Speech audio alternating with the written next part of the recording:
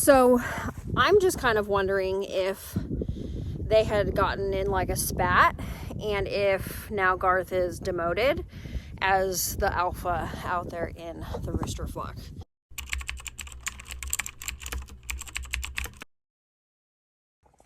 Snowflakes brushing on my skin feels cold.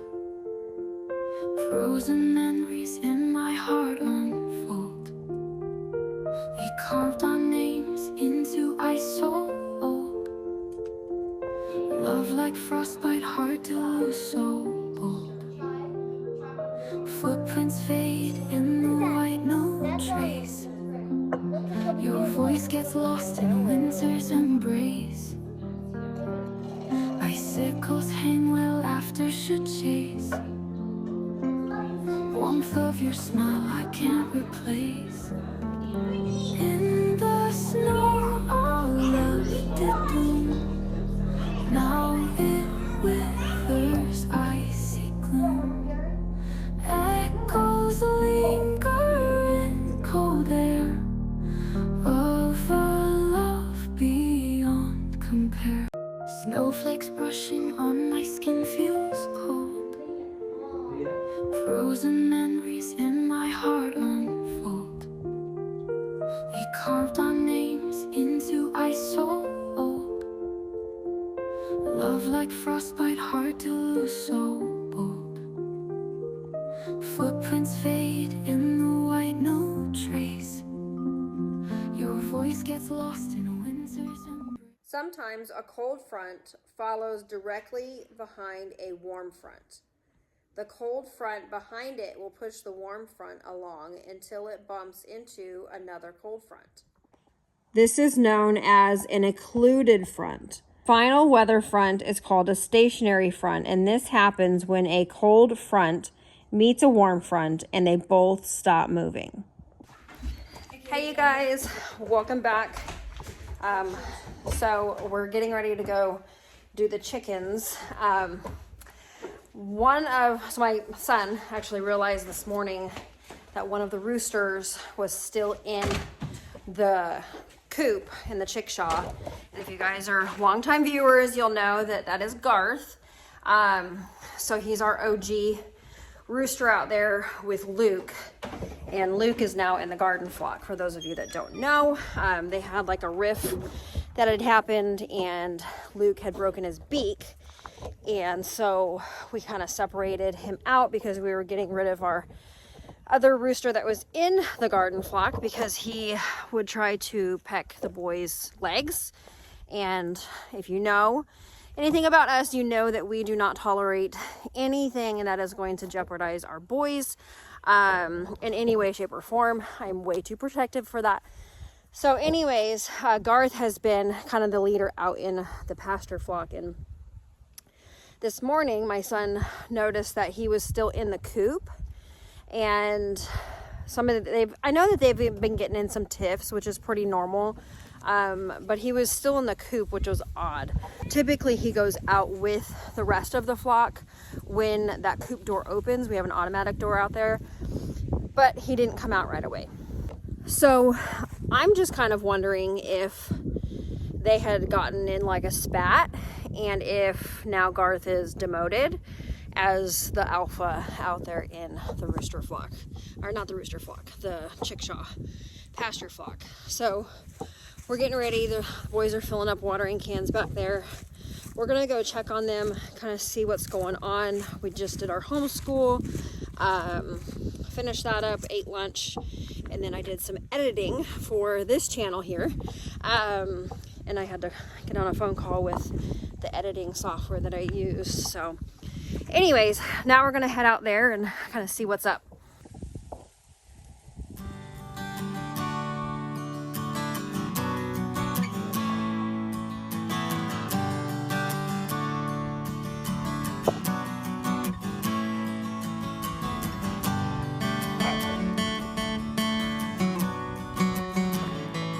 So last night we got a little dusting of snow. Actually, it was more than just a dusting. It was like everything was covered. Probably no more than like 1/4 inch, to be honest. It really wasn't much, but it's enough to be like, you need to go back. Go back where you came from. I actually did a post on Facebook that said, like, to all my northern friends, your weather is drunk in my yard and you need to come collect it. But sincerely, your southern-ish NC friends. Because we're from Ohio, we don't really get snow like that here, but we did get a 1/4 inch, and that's enough for me to be like, y'all come collect, because we don't want this madness here. I prayed that the snow would go away this morning for a family prayer before homeschool, and the boys prayed that it would stay. So we're kind of a house divided in that sense, for sure. But yeah, so it's kind of starting to dissipate. You can see there's still like some remnant stuff back there, but kind of spread out through on this property line, but not much. It melted as quickly as it came. Yeah.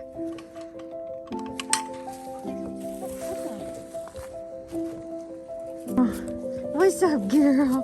What's up, girl?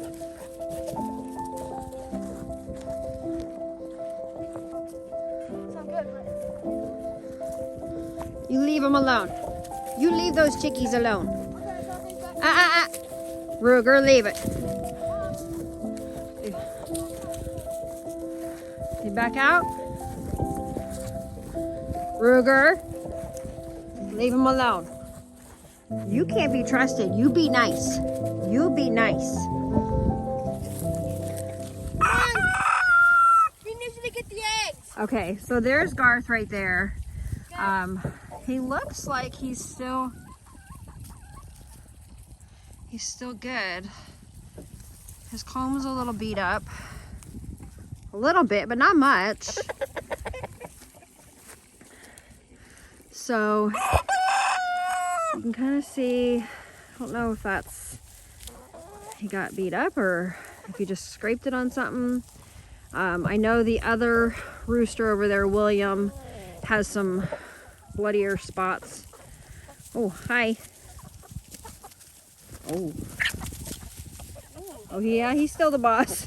I'd say he's still the boss. So, okay. So we don't have an entire ordeal out here. I mean, it could be for a second. He might have had his pride wounded. Look at Sunny. But overall, he's still pretty good. All right. You the man, Garth. You the man. There's those pretty chickies. Hi, Sunny. She let me pick her up today. Did she? Mm-hmm. Tell him how much you love Sunny. I pick her up every day. She's the nicest chicken, and she's the only one that lets me pick her up like consistently. Yeah. Not like the other ones. She's Yeah. the nicest one. And we had her since she was a baby, or almost all of them. But like she was in the garden flock, and we transferred her here because it wasn't working out there. Yeah. Because we had to get rid of Domino. Yeah. So she was one of Domino's original hens. That's why you don't give them any. So why did you just count them? What? Why didn't you just count them? You're so mean. You just teased them. You can do eggs less. Look at all those babies. Look at all those. There's Tulip. Hi. That's Truffle. Hi, sweet girls. That's supposedly the one that's picking on Hi, people. girls.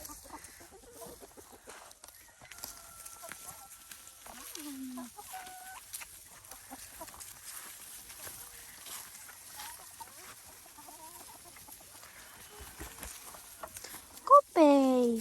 It's a good boy. He's also a good boy. So there's a normal size, and then there is a new layer. Probably one of Kevin's. Yeah. So we do have one broken in there. Yeah. Whoever's sleeping in there needs to stop because then it gets all poopy. I know. That's one of the little girls. Gar's still the man. Yeah. And there's Sunny right there. Looking right underneath there. Oh, look at her. Where? Right, we're right there walking. Yeah. That's our walk. And all the pretty girls walk like this. Are you growing up, Cash? You growing up?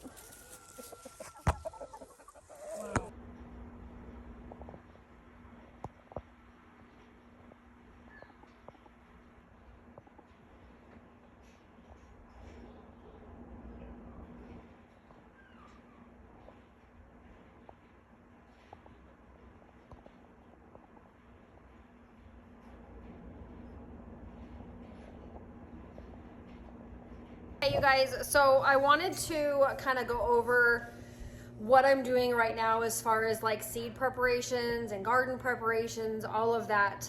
So if you garden or you're new to gardening or you've never gardened before, this is going to be something that you want to listen to. So in the beginning season like this, like I know it's January and everybody's kind of like in that like fall and winter kind of resting phase, but this month and next month are great months to be able to kind of assess your garden space, what space that you have for gardening, any changes that you want to make, and kind of get things laid out. I use the Seed Time garden planner. I'll leave a link in the description. It's like a link tree, so you'll click the one link and then there's like many other links underneath of it. So look for the one that says Seed Time. That's what I use. They have a free version. They also have a paid version. So I use the upgraded version only because I have many garden plots and planners that I have to use on there. So you do get one garden planner, but if you want to kind of create more garden spaces, then you'll have to upgrade. Anyways, so go over and kind of start planning things out. I go through all of my seeds, and I like to see what I'm gonna need more of, what things that I will go ahead and use from last year.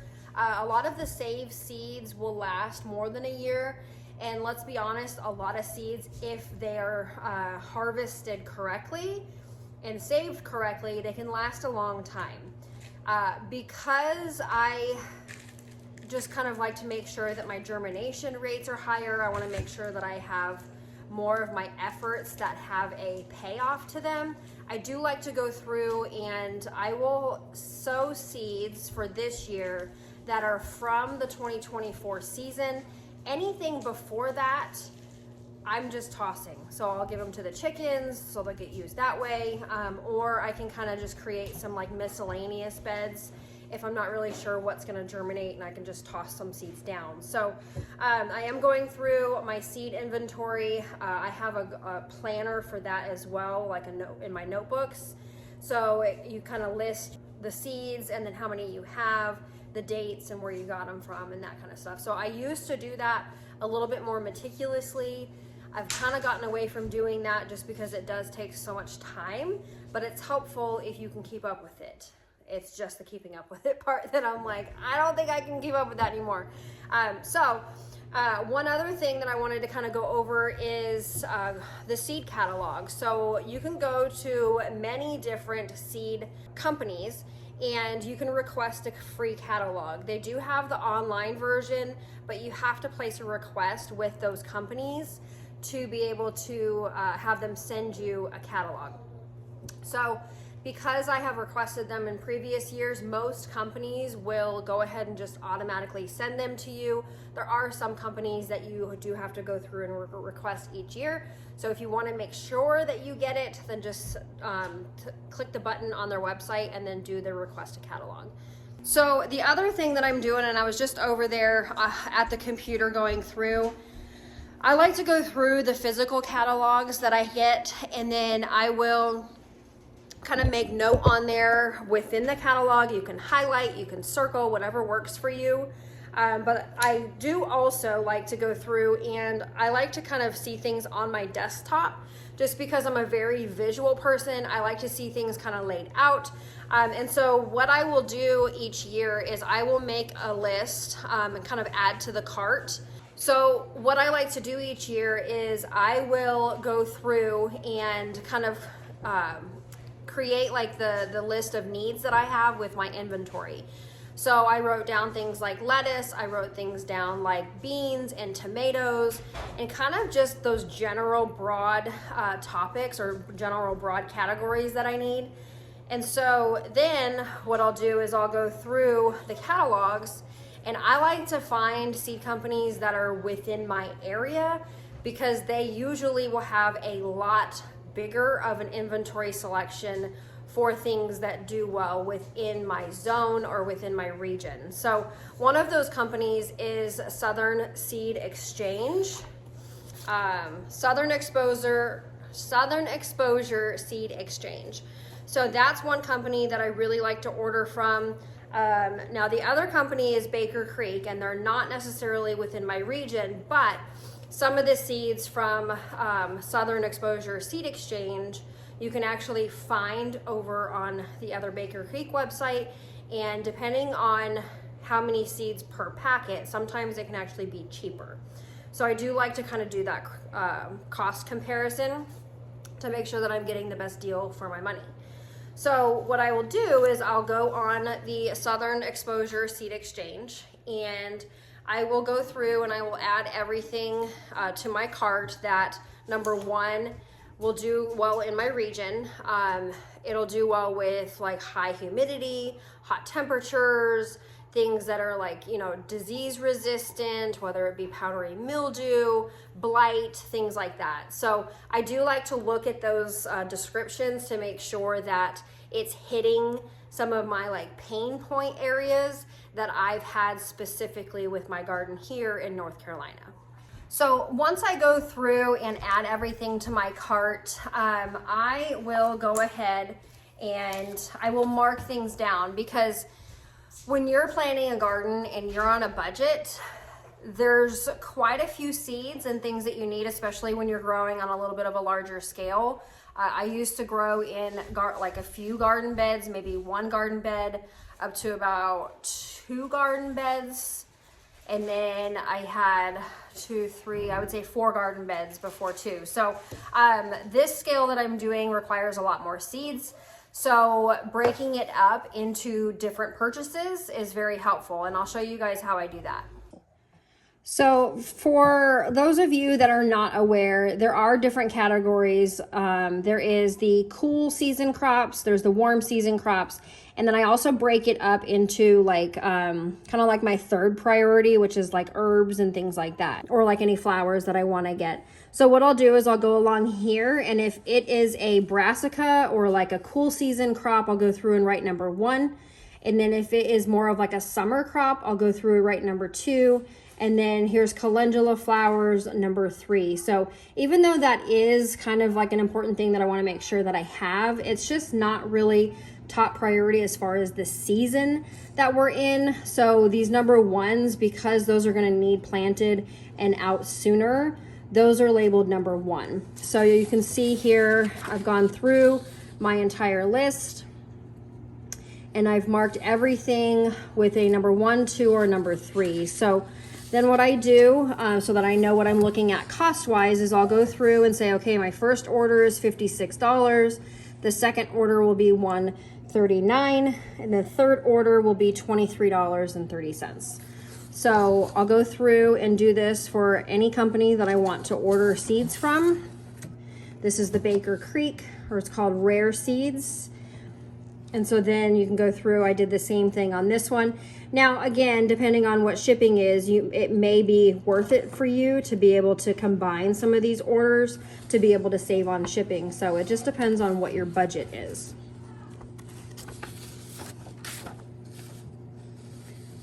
Went through all of those. And then these ones you get like a little free gift with those ones. So that's how I kind of break it down. Then I know exactly what cost I'm looking at for each of these. And then this, I'll go ahead and stick on here. And this is the subtotals combined for those, which gives me a grand total of $274. So that's just one way that I like to go through so that I know exactly what costs I'm looking at as the season goes on. Now, if I go through and say I'm going to go through the Johnny seeds, if I find something within there that I want to have because it is designed for growing within my climate here, then I'll go ahead and I'll just update those seed totals. I may even cross something out, and if I do, then I'll just put a line through it here and then deduct that from the total cost. But this is one way that I have found that helps me to be able to take those first priority seeds, get them sown into trays, get them growing, and then especially with the cost of gardening and making sure that you are turning your beds over, that you are buying new compost, buying any fertilizers or amendments that you need to go through your soil to make it prime for being able to grow. that cost can definitely stack up. So doing it this way helps me, because you saw that that second order is going to be the majority, because those are going to be all of your summer loving plants like the peppers and tomatoes and corns and watermelons, all of that. So it does help to be able to kind of space out your ordering and make your budget be able to accommodate all the different seeds that you want to grow in your growing season. So the other thing that I've gone through already and I've done is seeing how many plants I need based on our family. So one way that you can do that, or that I've done that, is to go through on the Seed Time website, and you're going to enter in how many people in your family and then what type of crop that it is, and it'll automatically generate how many of that plant that you would need for your family. So obviously if you're not eating like a whole ton, or if you want to do like canning and preserving, that kind of thing, you'll need to take that into account. But it was helpful for me to know how much I need of each of those plants. So the other thing that you can do is Melissa K. Norris offers a book on the family garden. I think that's what it's called. I'd have to double check. But that also is very helpful, because you can go in there and you can write out how many of each thing that you need, what you kind of want to grow based on what you guys actually eat. So you're not going to want to grow things that your family does not eat.